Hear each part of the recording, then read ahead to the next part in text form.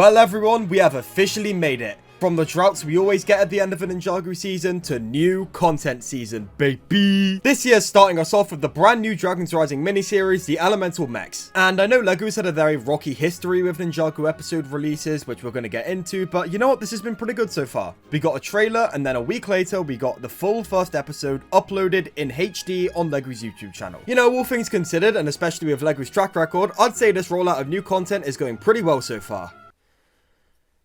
I knew it couldn't last forever. So, within hours of releasing the full first episode for the Elemental Mechs on their YouTube channel, LEGO accidentally dropped episode 2 in German and episode 3 in Italian. At this point, I've got to wonder, how many times is LEGO gonna make this same mistake? I remember way back a few years ago, whenever a Ninjago airing schedule would go wrong, people would blame it on a certain network, like Cartoon Network or CITV. And it's like after that, LEGO barged Cartoon Network out of the car, took the steering wheel, and made sure Ninjago fans absolutely knew, no, this problem is not Cartoon Network's fault. This is entirely on LEGO. A couple months ago now, when LEGO last made this mistake with Dragons Rising Season 1's second half, I said this. I could make a whole separate video about every time LEGO has messed up releasing a Ninjago season, but that video would be really long, so I'm not going to do it here. Well, guess what? This is that video. Well, not entirely. I don't plan on discussing the episode rollout blunders for the entire history of this franchise, because as of me recording this video, LEGO Ninjago is about to turn 13 years old in a few days. But I do plan on discussing the ways in which LEGO has screwed up with every single Ninjago season rollout from the movie designs onwards. So this is going to be from Season 8 through to Dragons Rising the Elemental Mechs. This is just over half of the franchise's lifespan, and there is still a lot. So, the first season we have here is Season 8, Sons of Garmadon. And as far as post-movie Ninjago airing schedules go, this is one of the better ones. This season was first aired through Cartoon Network Australia, which people screen recorded and then dumped onto YouTube.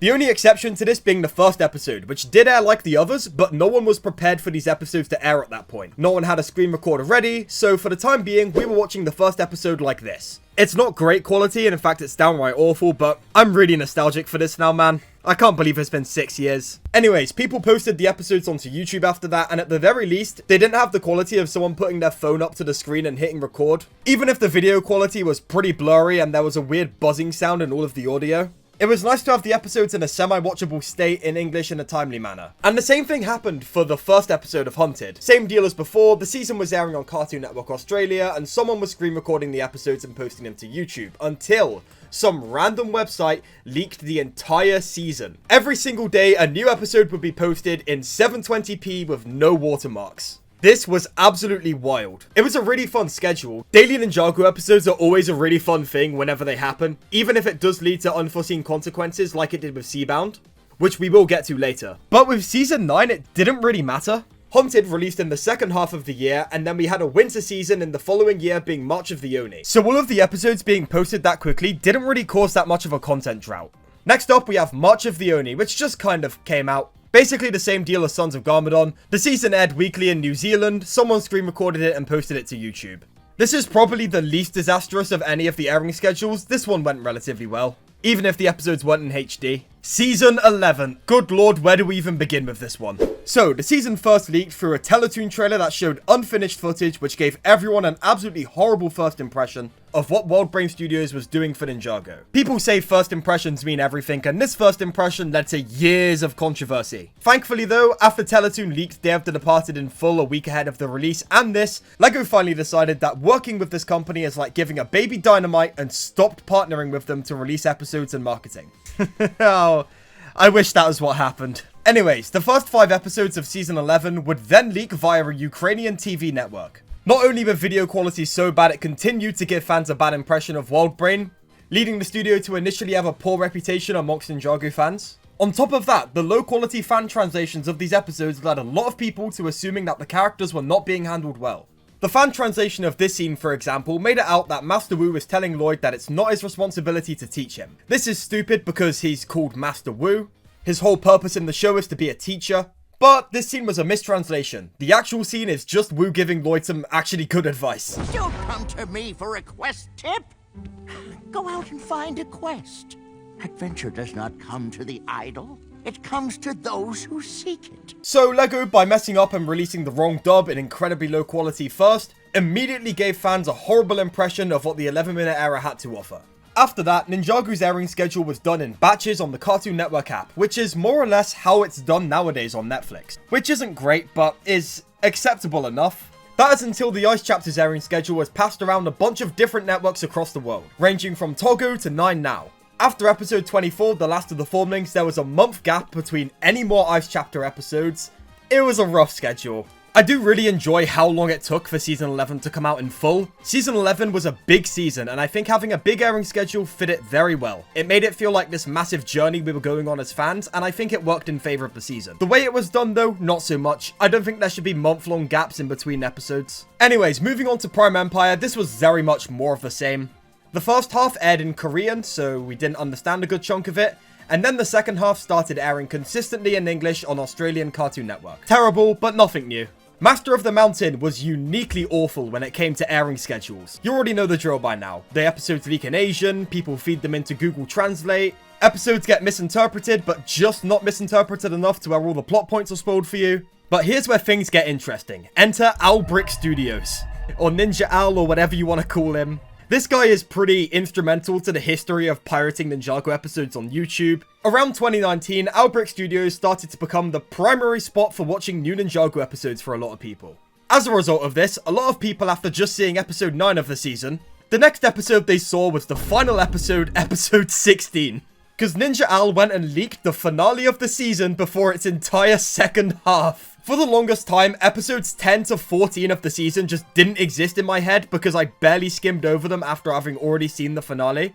Which is a shame because those episodes are really good. Master of the Mountain's airing/leak schedule was uniquely disastrous, and unlike anything we've ever seen for Ninjago before and after. I think this season, hands down, has the worst airing schedule in franchise history. I'll grant that a good load of this problem was created by the Ninjago community itself this time around, but ideally, LEGO would have managed to get the episode out on some kind of official, accessible channel before Ninjago fans got the chance of ripping it onto YouTube out of order. I think 2020 is the year it really became apparent how bad Ninjago's rollout was. Keep in mind, at this point, Season 11 had become a year old and there still were not HD versions of the episodes. I remember in late 2020 when Season 11 was added to Netflix, I was legitimately excited to have these episodes in 1080p over a year after they came out. That's not something you should be excited for. That's the bare minimum. Ninjago fans having to mostly rely on leaks and pirated rips to watch the episodes on time wasn't so bad back in 2012 through 2017 because that was when cable was still the predominant way of watching TV. However, in 2020, around the time Master of the Mountain was releasing, we were thoroughly into the streaming era.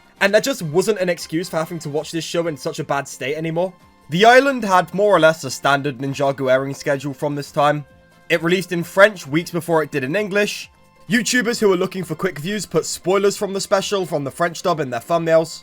A lot of Ninjago fans ended up watching it about 3 weeks later in English with all of the plot already spoiled for them. Ninjago Seabound. This season's airing schedule was the end of an era for Ninjago episode rollouts. This was the end of the era of TV rips. Not to say that they didn't happen after this, it's just that TV rips were no longer the primary way of watching Ninjago episodes on their release. One day in April of 2021, Teletoon reared its ugly head and decided it's going to start airing Seabound way earlier than LEGO intended. After Teletoon got halfway through airing the season, we switched over to UK CITV, which aired the other half of the season. CITV aired 2 episodes a day until the season finale. And by the time Seabound was out in its entirety on these networks, we hadn't even seen pictures of the sets. To give you an idea of just how badly CITV and Teletoon botched Seabound's airing schedule here, the season finale of Seabound aired on April 30th of 2021. LEGO would then first post the teaser trailer for Seabound on September 29th, 2021. This season was released in its entirety a full 152 days before it should have been. This led Ninjago fans into the great content drought of 2021, where we wouldn't see another new episode of the show for over a year after that. Because LEGO's entire load for 2021 was dropped in the first half of the year. We got a couple of Ninjago core shorts in that time, but that's not comparable to actual episodes in my opinion. But in April of the next year, we finally started to get news about the new Ninjago season crystallized. Which Teletoon, of course it's Teletoon, leaked several clips from ahead of the release, spoiling huge plot points, including Nia returning in her human form. Teletoon really couldn't go 2 seconds without messing up a new Ninjago season. So pretty immediately after this, LEGO posted the first 12 episodes, which are the episodes that got leaked by Teletoon, onto their YouTube channel in full. This really signaled the new era of Ninjago episode rollouts for me. This is the era where LEGO took way more control over what happens with these episode releases. Sure, sometimes TV networks are the ones that air the episodes first, but more often than not, you will first find these on LEGO's official channels or on Netflix. Which, generally speaking, has been for the better.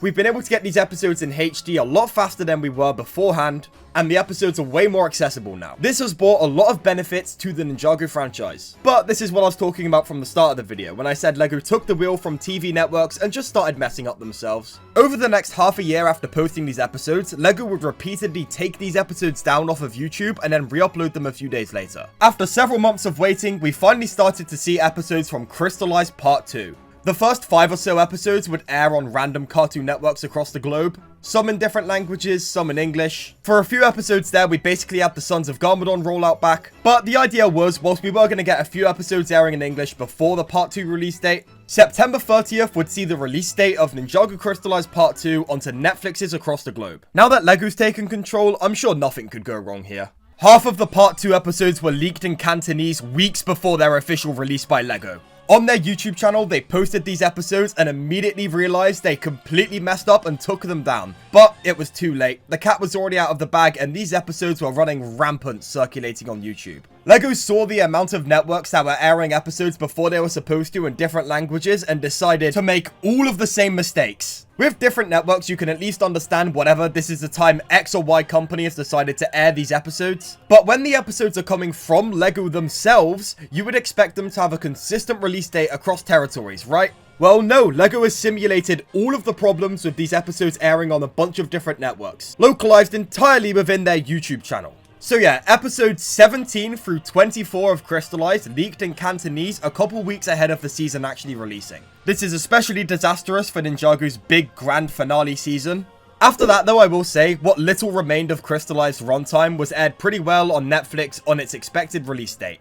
So, good work, you aired the last 6 episodes of your 30 episode long season without problems. Things have definitely improved a lot since the days of Master of the Mountain, but this airing schedule was still a complete disaster. It's okay though, Dragon's Rising Season 1 marked the start of a new era for the Ninjago franchise, being the start of a whole new show. This, more than anything, was LEGO's chance to redeem themselves when it came to episode rollouts. And they have really started to. These episodes had a really good build up to release, with a whole counter on LEGO's website counting down to when the episodes will release. There was an ARG to market the season. It was mostly really well handled. The first 2 episodes did leak in a different language a few days ahead of the episodes releasing, but as for part 1, that's basically the only bump there was in the road. It still wasn't perfect, the first 2 episodes shouldn't have leaked, but already, this was a huge improvement from Crystallized's airing schedule. From there, things unfortunately got worse again. The first half of part 2 randomly surfaced on the internet one day. At the very least, it was in English, so this was the original dub of the show. But the quality still wasn't great, and ideally it all would have released on the actual planned release date for part 2, October 12th. And the second to last episode of part 2 did leak in another language. This was definitely the worst part of Dragon's Rising Season 1's rollout. The leaking of episode 19 in another language was pretty bad for the viewing experience and did spoil a bunch of plot points. Thankfully though, the Ninjago community was a lot better with not spreading spoilers around like wildfire this time. So whilst this was probably the best Ninjago airing schedule we've had in a long time, there is definitely still room to improve here. Sadly though, with the new Elemental Mechs series, that improvement was not made just yet. The trailer came out last week, and then yesterday the first episode released on LEGO's YouTube channel, which is a pretty well done rollout of marketing and then episodes. However, the second and third episodes have now leaked in a different language. And already, English fan dubs of these episodes are spreading like wildfire across YouTube. I can't use that phrase now without thinking about the Ninjago character. I just don't know why LEGO is continuing to make the same mistake, even when we completely shifted from Ninjago airing on a bunch of different networks, to Ninjago basically airing through LEGO's channel and Netflix and then going to other networks. This same mistake is still being made. What I can say though is things are undeniably getting better. The rollout of new Ninjago content still isn't particularly great nowadays, but there has been such an improvement from the days of 2018 through 2020. Just remember, with season 11, we had to wait a year to get the episodes in HD after they'd already aired. Things have been getting way better when it comes to the rolling out of Ninjago episodes and marketing in the past 6 years, and I think that improvement's only going to continue as time goes on. Even if it is slow improvement, that still is improvement at the end of the day. And yeah, that is what was supposed to be a 3-minute long news video about episodes 2 and 3 of the Elemental Mechs leaking, which at some point down the line turned into a comprehensive history of Ninjago's airing schedule since 2018. I hope you all enjoyed this look down memory lane as much as I enjoyed making it, and here's to future Ninjago airing schedules improving even more than they already have. As always, a huge thank you to my channel members for financially supporting the channel, whose names are on screen now, and a huge thank you to everyone for watching this video all the way through. I hope you enjoyed it, and as always, I will see you in the next one. Goodbye for now.